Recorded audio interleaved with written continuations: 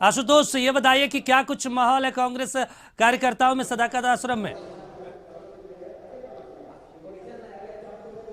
नहीं, बिल्कुल। और कांग्रेस ने आज के दिन के लिए विशेष तैयारी भी कर रखी थी। हम आपको तस्वीर दिखाते हैं। यहाँ पर बहुत सारे आपको कुर्सियां नजर आएंगी, क्योंकि आज का रिजल्ट काफी अहम था कांग्रेस के लिए और कांग्रेस को ये उम्मीद थी कि ये रिजल्ट उनके पक्ष में आएगा। और इस रिजल्ट को देखने के लिए विशेष तौर पर यहाँ पर टेलीविजन स्क्रीन भी यहाँ पर लगाई गई है, एलईडी स्क्रीन लगाई गई है, ताकि जो दर्शक हैं जो या फिर जो बाहर के लोग हैं वो भी देख सकते हैं, या फिर कांग्रेस के नेता कार्यकर्ता चाहें तो वो भी यहाँ पर आकर बैठकर देख सकते हैं। और स्वाभाविक तौर पर जिस चुनाव परिणाम की उम्मीद थी वो चुनाव परिणाम यहाँ पर कांग्रेस के फेवर में नहीं दिखाई दे रही है, और यही वजह है कि थोड़ी सी निराशा यहाँ पर दिख रही है। कुर्सियां खाली हैं। हमारे साथ ब्रजेश प्रसाद मुन्नन है, उनसे जान लेते हैं। ब्रजेश जी, क्या इसी तरह के चुनाव परिणाम की उम्मीद थी? नहीं, चुनाव परिणाम अभी तो 2-3 राउंड की काउंटिंग हुई, 4 राउंड की। हम लोग पूरे आसान्वित हैं, क्योंकि जिस तरह से लोग भारतीय जनता पार्टी के सरकार से त्रस्त हैं, तो ऐसा रिजल्ट नहीं। लेकिन अभी तो जो है सामने पक्ष दिख रहा है, तो लग रहा है कि हम लोग अभी पीछे चल रहे हैं। लेकिन हम लोग को उम्मीद है कि 5-6 राउंड काउंटिंग के बाद हमारा पक्ष में 6 राउंड नहीं होगा। ये तो तस्वीरें तो अब साफ हो गई ना। 10:30 तस्वीरें बदलती हैं सर, तस्वीरें बदलती भी हैं, तस्वीरें भी बदली है। लेकिन पूरे देश में जो हमारे नेता जो केंद्रीय मध्य प्रदेश में आप देखिए, अब राजस्थान में देखिए कि अशोक गहलोत जी ने जो 25 लाख रुपए इलाज तक की जो सुविधा दी थी, क्या ये सब जनता भूल जाएगी? ऐसा नहीं हुआ क्या? आखिर हुआ क्या? अभी तो हम तो गिनती चल रही है ना। अभी हम हैं पीछे, लेकिन हम उम्मीद है कि हम आगे बढ़ेंगे। और हमारे मध्य प्रदेश में, छत्तीसगढ़ में और राजस्थान में, तीनों जगह हम आगे फिर अपना कामयाबी की ओर हम अपना ध्वज लहराएंगे। ये क्या माना जाए कि चूक कहाँ हो गई? एक होता है चूक का पैमाना। क्या राजस्थान में जो परिस्थितियां बनी, आपसी कलह की शिकार हो गई कांग्रेस, मध्य प्रदेश में सिंधिया आपको छोड़कर चले गए? सिंधिया तो चले गए थे 4 साल पहले, कोई कलह नहीं था, सब लोग मिल के चुनाव लड़ रहे थे। राजस्थान में गहलोत साहब के साथ सचिन पायलट जी भी चुनाव लड़ रहे थे। वहाँ कमलनाथ जी, दिग्विजय सिंह और सारे प्रदेश अध्यक्ष प्रभारी सब एक साथ काम कर रहे थे। सारे वर्कर लगे हुए थे, एक वर्कर काम कर रहे थे। लाखों लाख की मीटिंग आ रही थी, ऐसे थोड़े आ रही थी। चलिए, कुछ और जो वर्कर है पार्टी के, उनसे ही बात कर लेते हैं।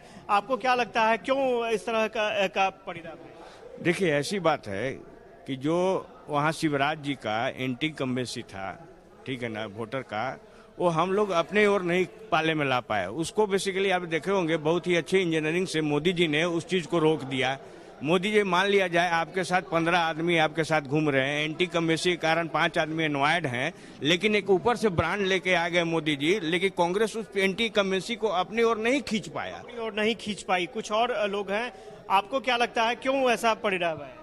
हाँ, देखिए, पार्टी ने तो बहुत मेहनत किया है और परिणाम भी है, इतना बुरा भी नहीं है। 2 राज्य में हम अच्छे बहुमत से हैं, सरकार में है। 2 राज्यों में कहा, आप तो हाथ से निकल गए ना। सिर्फ तेलंगाना एक को छोड़ करके बाकी तो हाथ से। नहीं, बाकी जगह भी हम लोगों ने अच्छा टक्कर दिया है, अच्छे सीट से हैं, बिल्कुल बराबरी का मुकाबला रहा है। बराबरी का मुकाबला रहा है। आप लोग क्या सोचते हैं इसी तरह के चुनाव परिणाम? बिल्कुल भी नहीं, ये अप्रत्याशित रिजल्ट आ रहा है, लेकिन हमें विश्वास है कि हम 2-2 के बराबरी से हम चुनाव जीतेंगे। और कांग्रेस आला कमान को भी युवाओं पर जिस प्रकार से तेलंगाना में भरोसा किया है, उसी प्रकार हर राज्यों में भरोसा करना पड़ेगा। भरोसा करना चाहिए। आपको क्या लगता है कि क्या इसी तरह की परिस्थितियां आप लोग भी सोच रहे थे? अभी तो मतगणना जारी है और रुझान से रिजल्ट का, फाइनल रिजल्ट की परिकल्पना नहीं की जा सकती है। लेकिन देखिए, जनता, लोकतंत्र में जनता मालिक है, जो जनता। चलिए आशुतोष, आप हमारे साथ बने रहिए। इस बीच बड़ी खबर आ रही है। देखिए, 5-4 राज्यों के चुनाव परिणाम जो आ रहे हैं, रुझान सामने आ रहे हैं, उस पर बिहार के डिप्टी सीएम तेजस्वी यादव ने क्या कुछ कहा है, पहले हम अपने दर्शकों को सुनवाते हैं। मुझे लगता है कि एक बार जब तक 1 बजे तक जो है पिक्चर जो है और थोड़ा साफ हो जाएगा, क्लैरिटी हो जाएगी। क्योंकि कई ऐसी सीटें होती हैं जहाँ 50 वोट 10 वोट का भी अंतर होता है, चीज़ें बदलती रहती है। आप लोग तो सब लोग देखे होंगे 2020 के चुनाव में 4 बजे तक तो हम लोग लगभग जीत गए। उसके बाद तो काउंटिंग ही रोक दिया गया था यहाँ, लेकिन फिर रात के 12 बजे काउंटिंग शुरू की गई, तो कई जगह जो है हम लोग जो है 12 वोट से, 50 वोट से, 200 वोट से हारे।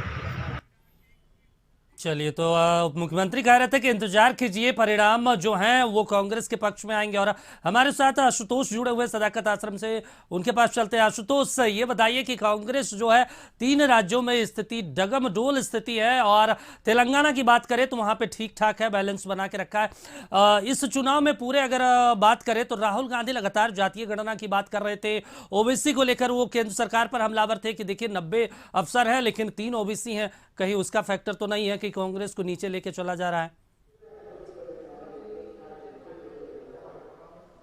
नहीं, बिल्कुल, कुछ और लोग हैं, उनसे भी बात कर लेते हैं। हमारे साथ पूर्व प्रत्याशी हैं राजेश मिश्रा जी, उनसे बात कर लेते हैं। राजेश जी, राहुल गांधी जी ने जो कहा, लगता है लोगों को भरोसा नहीं हुआ। देखिए, अभी ये फाइनल रिजल्ट तो है नहीं, जब तक फाइनल नहीं आ जाता आप क्या कह सकते हैं। लेकिन हाँ, जनता सर्वोपरि है, जनता जो चाहती है वही करती है, और राहुल जी सच बोलते हैं, सच बोल रहे हैं। अब जनता कितना तक कनेक्ट होती हो तो जनता पे डिपेंड करता है। बिहार सरकार के मंत्री हैं विजय चौधरी, उन्होंने कहा है कि चुनाव परिणाम सकारात्मक संदेश लेकर आएगा, तो ये किस तरह का सकारात्मक संदेश आ गया उनके लिए, जेडीयू के लिए? देखिए, ये सब मैं उनका बयान सुना नहीं हूं तो इस मामले में कुछ बोल नहीं सकते हैं। नहीं बोल रहे हैं हम लोग बोल रहे होंगे आप, लेकिन देखिए जो भी है अल्टीमेटली जनता जनार्दन है। जो भी रिपोर्ट आएगा, जो भी चुनाव का रिजल्ट आएगा वो सर्वोपरि है, उसके लिए क्या कर सकते हैं। कुछ और लोग हैं, लगातार कई सालों से कांग्रेस से जुड़े हुए हैं, क्या आपको लगता है इसी तरह के परिणाम की उम्मीद थी? न ऐसा उम्मीद न है और न होगा। निस्संदेह 12:30 बजे के बाद परिवर्तित स्वरूप दिखाई देंगे। कांग्रेस निस्संदेह आगे की ओर बढ़ेगी। कई राज्य आप लोगों को क्या लग रहा है, कुछ बदलेगा या फिर नहीं, बदलाव आएगा। 12-1 बजे तक बदलाव आएगा। कांग्रेस के 3 राज्यों में सरकार कम से कम आएगी, पूरा उम्मीद है। जो पार्टी के कार्यकर्ता हैं, नेता हैं, उन्हें उम्मीद है कि 12:30 बजे के बाद कुछ चमत्कार होगा, लेकिन फिलहाल जो तस्वीरें सदाकत आश्रम से निकल कर आ रही हैं, बहुत अच्छी व्यवस्था की गई थी। एलईडी स्क्रीन, मुझे लगता है पहली बार किसी चुनाव परिणाम की तैयारी के लिए, किसी चुनाव परिणाम को लेकर के इस तरह से लोग देख सकें, पहली बार इस तरह की व्यवस्था हुई थी। लेकिन यहाँ निराशा हाथ जरूर लगी है। प्रदेश अध्यक्ष अखिलेश प्रसाद सिंह भी कुछ देर बाद यहाँ पर मौजूद रहेंगे, और कुछ और लोग हैं। आप लोग को क्या लगता है, वाकई चमत्कार हो जाएगा? चमत्कार की बात नहीं है, अभी तो क्वार्टर फाइनल चल रहा है। अब 2 बजे के बाद रिजल्ट का बात पूछिएगा कि हार रहा है कौन, जीत रहा है, ये तो बाद की बात है। अभी वर्तमान में काउंटिंग चल रहा है, काउंटिंग के अनुसार जो होगा वो देखा जाएगा बाद में। और जब चलिए, तो काउंटिंग चल रहा है। अभी जितने भी कांग्रेस के कार्यकर्ता और नेता हैं, उन्हें उम्मीद है कि आगे कुछ बेहतर हो सकता है, और इस उम्मीद में कुछ लोग जरूर बैठे हुए हैं।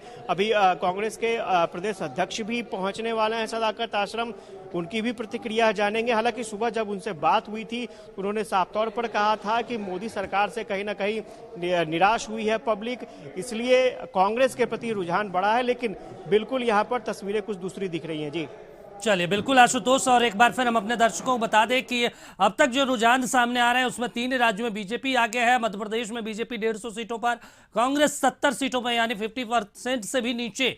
वहीं अगर बात कर ले तो तेलंगाना में कांग्रेस 58, बीआरएस को 33 सीट पर आगे चल रही है। वहीं अगर आप बात करें तो 4 राज्यों में वोटों की गिनती सुबह 8 बजे से ही जारी है, और अब तक के जो आंकड़े आ रहे हैं 11:30 बज चुके हैं, और 3 राज्यों में बीजेपी आगे तो 1 में कांग्रेस आगे। तो यानी कांग्रेस को बड़ा झटका कहा जा सकता है, क्योंकि इन 4 राज्यों में 2 राज्यों में कांग्रेस सत्ता में थी, लेकिन अब एक राज्य में चिटकती हुई नजर आ रही है। हालांकि कहा जाए तो दोनों राज्य से चिटकती हुई नजर आ रही है। एक नया राज्य तेलंगाना में कांग्रेस सत्ता में अब आगे बढ़ती दिखाई दे रही है। राजस्थान में बीजेपी 110, कांग्रेस 68 सीट पर आगे। मध्य प्रदेश में भी कमाबेश यही स्थिति है। छत्तीसगढ़ में बीजेपी 40, कांग्रेस 40 सीट पर आगे।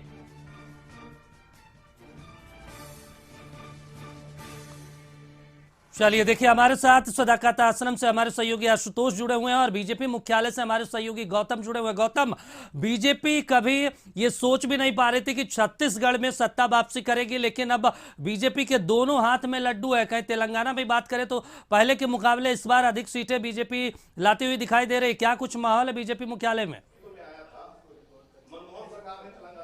देखिए, तेलंगाना में तो बहुमत के करीब पहुंच चुकी है कांग्रेस, मगर 3 राज्यों के जो रुझान सामने आने लगे, चाहे वो राजस्थान में बीजेपी 107 पर पहुंच गई है, कांग्रेस जो है 75 पर है।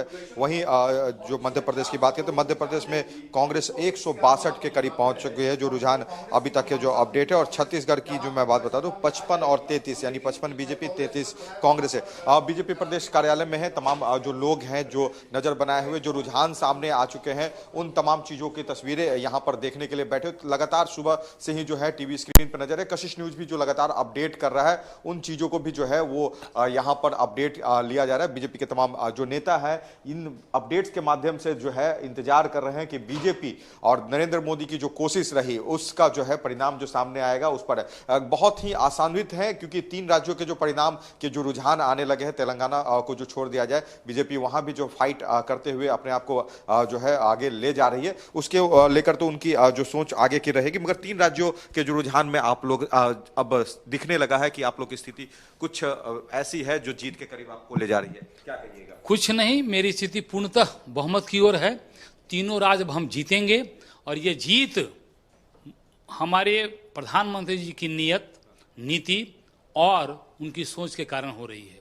कार्यकर्ताओं का उत्साह, कार्यकर्ताओं का मेहनत ये दिखा रहा है कि भारतीय जनता पार्टी वाकई विश्व की सबसे बड़ी पार्टी और सबसे अच्छी पार्टी और सबसे कर्मशील पार्टी है। लोगों का भरोसा जीतने में क्या लगता है, काम जो हुआ उस पर नरेंद्र मोदी का जो भरोसा लोगों ने किया, उन तमाम चीजों में जो कहा जाता है कि मजबूती किस पे रही? स्वाभाविक रूप से मैं पहले भी आपसे बताया कि हमारी पार्टी की जो नीति होती है और उसको जो करवाने वाले उनकी नीयत होती है बहुत स्पष्ट होती है। जनता उसको बखूबी पढ़ती है, समझती है। और आज की जनता अब इतनी मूर्ख नहीं रही कि आप किसी के बकावे में कोई कुछ कर जाए, वो सब कुछ समझती है। और यही समझ का कारण है कि आज भारतीय जनता पार्टी दिन पर दिन हर राज्यों में अपनी सरकार बनाते चली जा रही है। काम की सोच और काम कराने का जज्बा है वो लोगों को पसंद आ रहा है। उन राज्यों में भी आप वापस आ रही हैं जहां पर 18 के चुनाव में आप लोग की स्थिति बहुत ही खराब। देखिए, जनता ने यह तय कर लिया है कि उन्हें परफॉर्मेंस बेस्ड बनना है। जहां परफॉर्मेंस जो गवर्नमेंट देगी, जो लोग, जो नेता जिनकी नीति परफॉर्मेंस देने वाली होगी, उसी को प्रेफरेंस करेंगे। और आज उसी का परिणाम है कि राजस्थान, मध्य प्रदेश और छत्तीसगढ़ का जो चुनावी मैच है उसे भारतीय जनता पार्टी 3-0 से जीत रही है और पूरे दम खम के साथ जीत रही है, पूरे बहुमत के साथ जीत रही है। और यह जो परिणाम आपको देखने को मिल रहा है, कोई वन शॉट डील नहीं है, बल्कि भारतीय जनता पार्टी की स्पष्ट नीति और आदरणीय प्रधानमंत्री नरेंद्र मोदी जी ने जो जनता के प्रति जो उनका विश्वास है उनके ऊपर, और साथ ही साथ हमारे जेपी नड्डा जी, अमित शाह जी की जो अचूक रणनीति है, उसके बदौलत आज हम लोग तीनों राज्यों में बहुत ही बहुमत से आ रहे हैं। और सबसे बड़ी बात कि चाहे हम मध्य प्रदेश की यदि बात करें तो वहाँ पर जो लाडली बहना योजना है, उसके अलावा जो महिलाओं के लिए कई सारी योजनाएं, 50% जो नगर निकाय पंचायती राज्यों के चुनाव में आरक्षण, उसके अलावा जो महिलाओं के लिए जो उन्होंने सीएम शिवराज सिंह चौहान जी ने जितनी योजनाओं को उन्होंने लाया, वो सब लोग उस महिलाओं ने, उस बहनों ने उनको जिताने के लिए घरों से निकल कर वोट किया। और आज उसका परिणाम आ रहा है कि हम लोग वहां पर प्रचंड बहुमत में आ रहे हैं। राजस्थान में भी पूर्व सीएम हमारी वसुंधरा राजे जी ने जो फील्डिंग की थी, हमारे विरोधी जो इंडिया अलायंस के जो लोग हैं बड़े तंज कस रहे थे, लेकिन अब उन्हें वापस लेना पड़ेगा, क्योंकि वहां पर भी हम वापस हो रहे हैं। और छत्तीसगढ़ में तो लोग कह रहे थे कि बीजेपी कहीं रहेगी नहीं, विपक्ष के लोग कह रहे थे, लेकिन आज उनको टीवी खोलकर अच्छे से देखना चाहिए। पूरे टीवी पर कमल ही कमल खिल रहा है और उनके प्रवक्ताओं के चेहरे मुरझा रहे हैं। राजस्थान में एक बड़ी कोशिश हुई थी न्यू पेंशन स्कीम को खत्म कर ओल्ड पेंशन स्कीम लाने की। लोगों को लगा था कि शायद इस पे है कुछ लोगों की सोच बदलेगी, उससे भी जो है लोगों ने लगता है नकार दिया।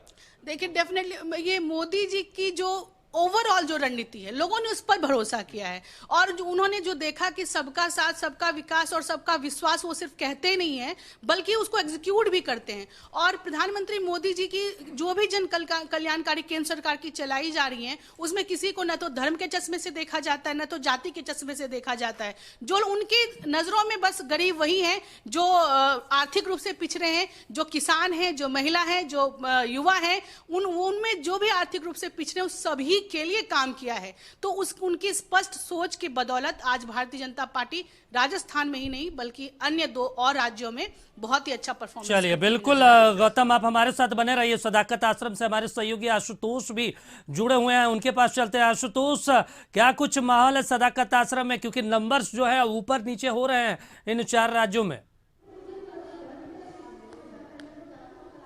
नहीं, बिल्कुल। और मुझे लगता है कि जो कांग्रेस के कार्यकर्ता यहाँ पहुंचे हैं वो अभी भी इंतजार कर रहे हैं टेलीविजन स्क्रीन देखकर, कशिश न्यूज देखकर कि शायद कुछ अच्छी खबर उनके साथ उनको मिल पाए। लेकिन अभी फिलहाल आपको तस्वीर हम दिखा रहे हैं और हमारे साथ निर्मल वर्मा है, पार्टी के सीनियर लीडर हैं, उनसे जान लेते हैं। निर्मल जी, क्या आपको लग रहा है कि ऐसे ही चुनाव परिणाम की उम्मीद थी?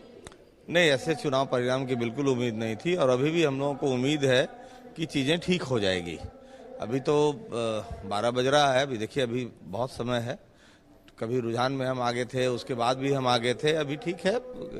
अलग अलग क्षेत्रों में अलग अलग पार्टियों का प्रभाव रहता है, लेकिन फिर भी हम लोगों को पूरी उम्मीद है कि परिणाम हम लोगों के फेवर में होंगे। फैक्टर का भी लोग आकलन कर रहे हैं। क्या राजस्थान में लगता है कि आपसी गुटबाजी के कारण पार्टी को नुकसान हुआ? क्योंकि अगर निर्दलीय की संख्या देखेंगे तो निर्दलीय काफी निकलकर सामने आए, जिसका नुकसान मुझे लगता है कि कांग्रेस को वहां पर हुआ। नहीं, थोड़ी बहुत इन चीज़ों का प्रभाव तो होता ही है, लेकिन ऐसा कुछ नहीं है। होता क्या है कि अभी बड़े स्केल पे पूरे देश में जनता को गुमराह करने की फैक्ट्री बनी हुई है और जनता को गुमराह किया जा रहा है। जनता को कभी धर्म के नाम पर, कभी किसी नाम पर, कभी कोई योजना, कभी कुछ उल्टा सीधा समझा करके किसी तरह से वोट ले लेने की राजनीति चल रही है और जनता वो आकलन सही रूप से कर नहीं पाती है। जहां पर पढ़े लिखे लोग ज़्यादा हैं, आप देख रहे हैं कि वहां पर रिजल्ट कुछ और है। यहाँ भी जो बैलेट वाले जो निकले हैं उसमें आपने देखा है कि रिजल्ट कुछ और है। अब बाकी ये है कि जनता को आसानी से गुमराह कर दिया जाता है, धर्म के नाम पर ज़्यादा आसानी से गुमराह कर दिया जाता है। पूरे देश में बाबा बबई चल रहा है। लेकिन एक भीतर घात की भी स्थिति होती है। मुझे लगता है कि मध्य प्रदेश में ज्योतिरादित्य सिंधिया आपसे अलग हो गए, उसका भी खामियाजा क्या वहां पर? नहीं, ज्योतिरादित्य सिंधिया तो अब हम लोग के पार्टी में है नहीं, वो तो भाजपा में है। तो भीतरघात क्या करेंगे, वो अपना भाजपा को मजबूत करने में लगे होंगे। आपसे निकले वही आप लोगों को नुकसान पहुंचाए। नहीं, मध्य प्रदेश की जनता को ये आकलन करना चाहिए था, जिन लोगों ने उनके प्रदेश के जीते हुए लोकतांत्रिक सरकार को गिरा करके अलोकतांत्रिक तरीके से अपनी सरकार बना ली, उनको सबक सिखाना चाहिए था। आशुतोष, एक और बड़ा यहाँ पे सवाल है, आप इस सवाल पे जानने की कोशिश करिए कि जातीय गणना को जो दाव चला गया था बिहार से और उसको राजस्थान, मध्य प्रदेश, छत्तीसगढ़ ले जाया गया राहुल गांधी के द्वारा, उसका उल्टा परिणाम तो नहीं आ रहा है सामने? नहीं, बिल्कुल बिल्कुल, ये एक बड़ा सवाल है। एक जातीय गणना का मामला सामने आया था और बाद में राहुल गांधी जी ने भी कहा था कि हमारी सरकार बनेगी तो जातीय गणना होगा। राजस्थान में भी घोषणा की गई इस बात की। तो क्या लगता है उसका कोई असर दिखा नहीं क्या? देखिए, सही जातीय गणना तो होना चाहिए था, उसमें कोई बुरी बात नहीं है और राहुल गांधी जी ने भी कहा है तो ठीक है, वो सही जातीय गणना होनी चाहिए। उस हिसाब से कोई हमारे समाज में जो हमारे वैसे कोई भाई जो छूटे बढ़े हुए उनको अगर आगे बढ़ाना है तो वो उसको कोई बुरी बात नहीं है। मतलब कैलकुलेशन में अगर कुल नटसेल में कहें तो जनता भ्रम में आ गई? ना, जनता कोई भ्रम में नहीं आई है। देखिए, जनता को थोड़ा गुमराह कर लिया जाता है, जनता गुमराह हुई है, जनता कोई भ्रम में नहीं है। जनता को क्लियर कट पता है कि कांग्रेस ही एक पार्टी है जो पूरे देश को शांति से विकास के रास्ते पे ले जा सकती है। छोटा सा स्टेटमेंट और चाहेंगे। मंत्री हैं विजय चौधरी जी। मंत्री विजय चौधरी ने कहा है कि ये जो चुनाव परिणाम है ना, सकारात्मक संदेश लेकर आएगा। तो सकारात्मक संदेश जेडीयू के लिए कैसे हुआ, ये समझ नहीं आ रहा है हम लोगों को। अब ये माननीय मंत्री जी का अपना कैलकुलेशन होगा, उनके मन की क्या बात है, तो उसको तो हम लोग नहीं कुछ कह सकते हैं। चलिए, बिल्कुल आशुतोष, अपने अपने तर्क है। हमारे साथ बीजेपी मुख्यालय से हमारे सहयोगी गौतम भी जुड़े हुए हैं। गौतम, ये बताइए, कांग्रेस की तरफ से ये कहा जा रहा है कि जहां लोग पढ़े लिखे हैं, शिक्षित हैं, वहां कांग्रेस आ रही है। इसके क्या मायने निकाले जाए? बीजेपी के जो नेता हैं मुख्यालय में, उनसे थोड़ा सा समझने की कोशिश कीजिए। एक बात यहाँ पे ये एक सामने निकल के आ रही है। कांग्रेस के लोग ये कह रहे हैं कि पढ़े लिखे लोग जहां पर हैं वहां पर कांग्रेस सामने आ रही। ये बात अगर कांग्रेस कह रही है तो इसका इस परिणाम से कितना? देखिए, कांग्रेस पार्टी सर्वाइवल की लड़ाई लड़ रही है हिंदुस्तान में। चूंकि इतना बड़ा देश है और कुछ लोग हैं जो झांसे में आके वोट दे देते हैं। अब तो कांग्रेस की स्थिति ये हो गई है कि केंद्र में विपक्ष के लायक भी जनता ने उनको नहीं छोड़ा। देखिए, जनता के साथ जिस तरह ठगी होती रही, स्वतंत्रता के बाद से कांग्रेस का राज रहा और कांग्रेस के समय से गरीब और गरीब होते गया, बीपीएल की संख्या बढ़ती गई। तो क्या कारण था? इसके लिए दोषी क्या भारतीय जनता पार्टी थी? और आज देखिए, भारतीय जनता पार्टी 2014 से जब आई है तो पूरी जितनी भी कल्याणकारी योजनाएं थी उसकी हमारी कोशिश, चाहे वो अंत्योदय योजना हो या जनधन विकास योजना हो या उज्ज्वला योजना हो, एक लिस्ट है जो हम लोगों ने, भारतीय जनता पार्टी, हमारी मोदी सरकार ने ये कोशिश की है कि पूरे हिंदुस्तान में जहां भारतीय जनता पार्टी का जिन राज्यों में नहीं भी राज्य है, उसकी सरकार नहीं भी है, हर आदमी तक पहुंचने का ये हमारी नीयत रही है। तो भारतीय जनता पार्टी की नीयत, नीति और नेता हमारा तीनों क्लियर है। तो जो हम कहते हैं करते हैं, तो उनका कांग्रेस अगर कह रही है तो ये तो उनकी सोच हो सकती है। हम देखिए, चुनाव लड़ने के लिए नहीं लड़ते हैं। हम 5 साल काम करते हैं, जनता के बीच रहते हैं, काम करते हैं और हमें लगता है कि जब हम काम करेंगे, ये दिखेगा जनता के बीच, तो उसका हमको आशीर्वाद मिलेगा। अब देखिए, कई एक राज्यों में जो केंद्र प्रायोजित योजना है वो केंद्र उसको स्पॉन्सर कर रही है, राज्य इसलिए नहीं लागू कर रही है जहां भारतीय जनता पार्टी की सरकार नहीं है कि क्रेडिट केंद्र सरकार को मिल जाएगा। तो इस तरह करने से जनता अब सजग हो चुकी है। जनता अब चाहती है कि उनको रोजगार मिले, काम मिले, एक अच्छी माहौल मिले। और आप देख रहे हैं कि भारतीय जनता पार्टी की सरकार आई, माननीय नरेंद्र मोदी ने कोरोना काल, जो पूरे विश्व में इतनी बड़ी त्रासदी थी, इन कोरोना काल में एक एक व्यक्ति तक किस तरह उसने राशन पहुंचाया, दवा पहुंचाया, उनको बचाने का काम किया, मुफ्त टीकाकरण का काम किया। तो ये जनता देख रही है। कांग्रेस की सर्टिफिकेट को भारतीय जनता पार्टी की जरूरत नहीं है। हमको सर्टिफिकेट चाहिए आम जनता से। अगर आम जनता हमारा खुश है, हम वही काम करेंगे। इसलिए कांग्रेस सर्टिफिकेट की जरूरत भी नहीं। उन राज्यों में भी आप अब जीत और सरकार बनाने के करीब पहुंच रहे हैं जहां पर आप लोग के जो बहुमत तक पहुंचने की तो दूर बात, बहुत ही कम सीटों का जो है वो सफर तय कर पाए थे 18 में। क्या लगता है नरेंद्र मोदी का जो विश्वास? चलिए, बिल्कुल गौतम, आप हमारे साथ बने रहिए। हमारे सहयोगी राजधानी रांची से भी संदीप बीजेपी मुख्यालय से जुड़ गए हैं, उनके पास चलते हैं। संदीप, ये बताइए, 3 राज्यों में बीजेपी सत्ता में वापस लौट रही है, क्या कुछ माहौल है राजधानी रांची के बीजेपी मुख्यालय में?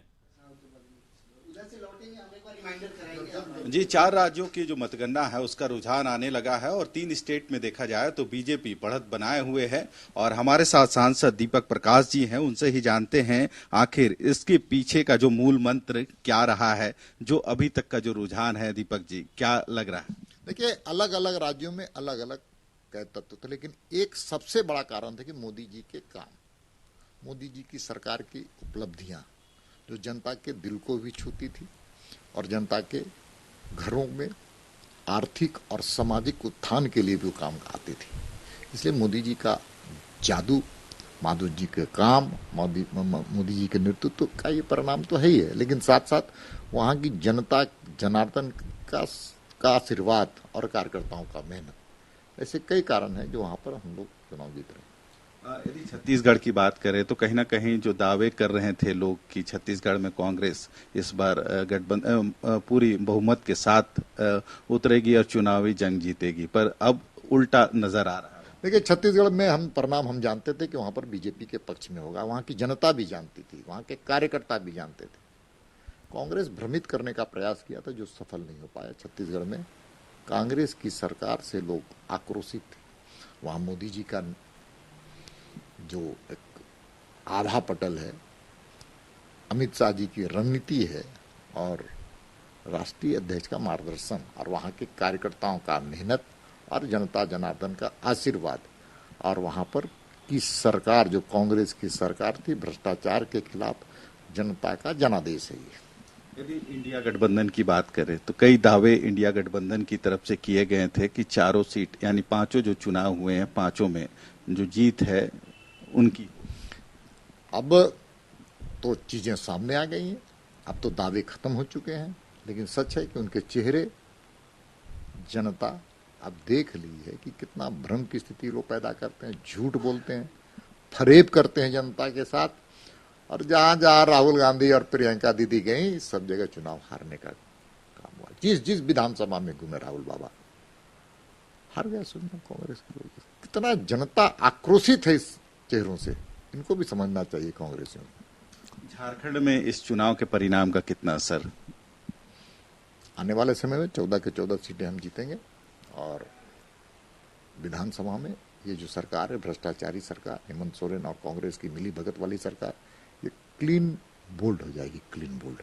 संदीप, एक दीपक जी से सवाल पूछिए कि इस पूरे चुनाव के जो रुझान है अब तक, उसमें एक चीज सामने आ रही कि जातीय गणना को लेकर राहुल गांधी लगातार सवाल उठा रहे थे।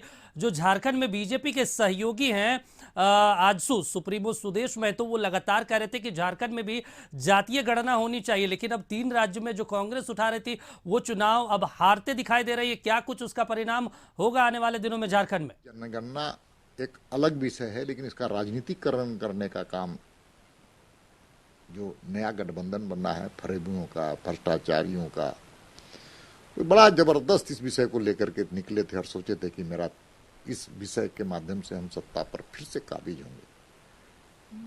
छत्तीसगढ़ हो चाहे राजस्थान हो, जनता ने नकार दिया। इसलिए जाति की जनगणना एक अलग मुद्दू है, इसको राजनीतिकरण करने पर देश की जनता ने इसको अस्वीकार कर दिया।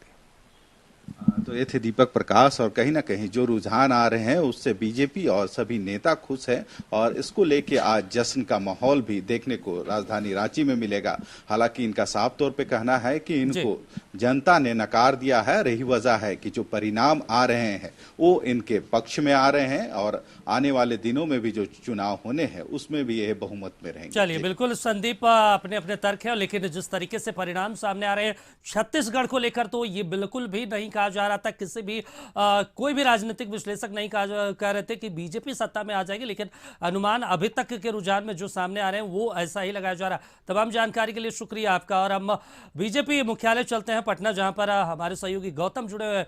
गौतम, ये बताइए कि अब तक अब जो है 12 बजने वाले हैं करीब करीब, और जो 3 राज्यों की तस्वीरें हैं वो बीजेपी के पक्ष में है। तेलंगाना की बात करें तो वहां पे कांग्रेस आ गया, लेकिन तेलंगाना से भी बीजेपी के लिए एक अच्छी खबर यह है कि वो इस बार करीब करीब 8 से 10 सीटों पर बढ़त बनाए हुए है। सही बात है, बीजेपी की तरफ जो रुझान जो बढ़ने लगे हैं और 3 राज्यों को लेकर जो रुझान सामने 12 बजे तक का जो है ये रुझान सामने आएगा और 1 बजे बीजेपी प्रदेश कार्यालय में जश्न भी होगा। इसकी घोषणा भी हो चुकी है। बीजेपी प्रदेश कार्यालय में प्रदेश अध्यक्ष सम्राट चौधरी जश्न करेंगे और पटना से जो तस्वीर जाएगी वो देश भर में बताएगी कि क्या कुछ है। 24 को लेकर जो तैयारियां हैं बिहार हो या अन्य राज्यों में, वो तो अपने स्तर पर है, मगर जिस तरह से बीजेपी जो परफॉर्मेंस की बात कर रही थी और इंडिया गठबंधन या जो कहा जाता है महागठबंधन बिहार में इस चुनाव को लेकर जो आशान्वित थे उन तमाम लोगों को लेकर इनका जवाब है और 1 बजे दिया जाएगा। हमारे से तमाम बीजेपी के जो नेता लोग हैं उनसे बात करते हैं। एक सवाल यहां पे उठ रहा है, कांग्रेस के नेता ये कह रहे हैं कि पढ़े हुए लोग कांग्रेस को पसंद कर रहे हैं, तेलंगाना में शायद लगता है उनको जीत मिलने पाई। ये तो उनकी सोच है, इन्होंने तो उस राज्य के लोगों का अपमान किया है। मध्य प्रदेश, राजस्थान, छत्तीसगढ़ में क्या लोग पढ़े नहीं थे? राजस्थान में इससे पहले उनकी सरकार थी, मध्य प्रदेश में उनकी, इस छत्तीसगढ़ में सरकार थी, तो पढ़ा नहीं पाए। ये तो इस राज्य की और देश की जनता का अपमान कर रहे हैं कांग्रेस वाले। कांग्रेस वाले क्या बोलेंगे? लोगों ने विश्वास जताया है माननीय प्रधानमंत्री नरेंद्र मोदी जी पर और भाजपा पर। मैं बधाई देता हूं भाजपा, मध्य प्रदेश, राजस्थान और छत्तीसगढ़ के सभी नेतागण को मैं बधाई देता हूं और देश के यशस्वी प्रधानमंत्री जी को मैं बधाई देता हूं और पूरे देश की जनता।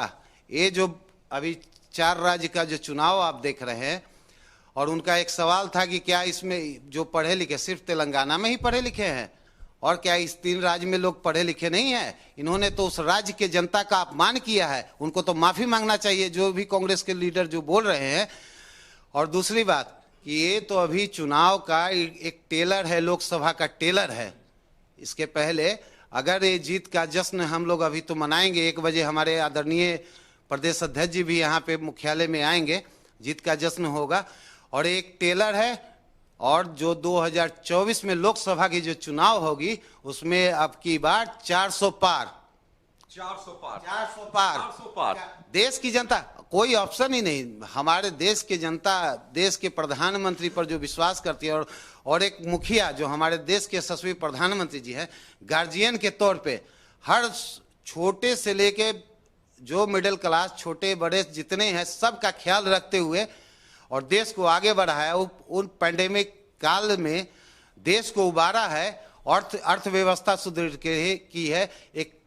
81 करोड़ लोगों को, जो गरीब लोग हैं, उनका भोजन अन्न का व्यवस्था किया है। फ्री जो है वो राशन बांटने का काम किया है। ये देश का कोई दूसरा प्रधानमंत्री नहीं। 70 सालों तक कांग्रेस की जो बात होती है, राज्य किया, गार्जियन के रूप में आप कह रहे हैं नरेंद्र मोदी को, लोगों ने भरोसा कर लिया है क्या? पूरी तरह से भरोसा कर लिया है। एक गार्जियन के प्रधान सेवक, अपने आप को प्रधानमंत्री नहीं, प्रधान सेवक के नाते बोलते हैं। वो जब भी आप भाषण सुनेंगे तो बोलते हैं कि मैं इस देश का एक सेवक हूं, प्रधान सेवक के नाते, और जनता का वो कार्य करते हैं और जनता के हर सुख दुख में वो सहभागी होते हैं। उनके दुखों का निवारण करने का भरपूर प्रयास, राष्ट्र हित, जनहित, ये उनका मुख्य लक्ष्य है। और जिसके चलते पूरी जनता, भारत की जनता जो है, उनको सिरमौर उस सर आंखों पर बिठा के रखी है। और देश की जनता उनको 24 में पुनः प्रधानमंत्री के तौर पे आएगी और अगली बार 400 पार। चलिए, अगली बार 400 पार। सुख दुख की बात हो रही है, देश की जनता के साथ सेंटिमेंट जो है वो जुड़ा हुआ है, ये बात बीजेपी मान रही है। नरेंद्र मोदी जिस तरह से काम कर रहे हैं, दुख की अगर बात कर लिया तो हमारे देश के जो हमारे जो भाई हैं भारतीय मजदूर, वो टनल में जिस तरह से फंसे हुए थे, लगातार जो मॉनिटरिंग हुई, उन चीजों पर भी जो है ये बातें हो रही थी। दुख में भी साथ, सुख में भी साथ। कितना जनता से जुड़ चुके हैं आप?